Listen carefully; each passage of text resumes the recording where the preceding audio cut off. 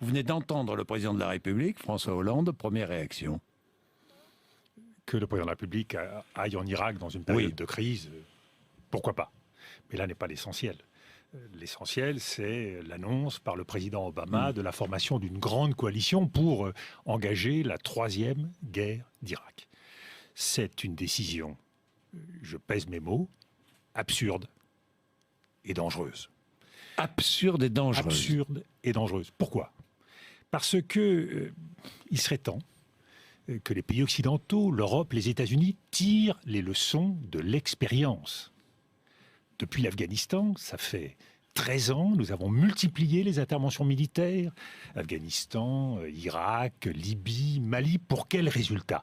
Il y avait, en 2001, un foyer de crise terroriste centrale. Aujourd'hui, il y en a près d'une quinzaine. C'est dire que nous les avons multipliés. Je dis bien, nous les avons multipliés. Pourquoi? Parce qu'aujourd'hui, l'État islamique, Daesh, comme le disent les anglo-saxons, c'est l'enfant monstrueux de l'inconstance et de l'arrogance de la politique occidentale. Guerre en 2003, irréfléchie. Départ en 2011, précipité. Et puis, soutien jusqu'au bout au régime d'un Premier ministre irakien, M. al-Maliki, qui a fait le jeu confessionnel en opposant les chiites aux sunnites.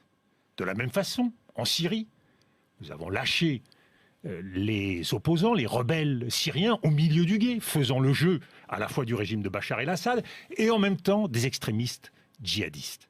Il faut se rendre compte que aujourd'hui, la montée en puissance de l'émirat islamique, de l'État islamique, à grande vitesse. Ils étaient quelques milliers il y a quelques mois. Aujourd'hui, on en dénombre entre 20 et 30 000. Eh bien, c'est la conséquence de nos incohérences. Alors aujourd'hui, aller faire la guerre dans cette région, qui est une région meurtrie, frappée par les crises identitaires, c'est prendre le risque de cristalliser, de coaliser un certain nombre de forces, une fois de plus contre nous.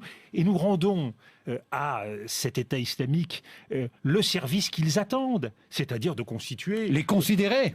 Les considérer et constituer... Considérer que c'est l'adversaire numéro un. Exactement, l'ennemi absolu. Les mettre en scène. Nous leur donnons un statut et surtout, nous facilitons considérablement le recrutement. Qu'est-ce qui va se passer ?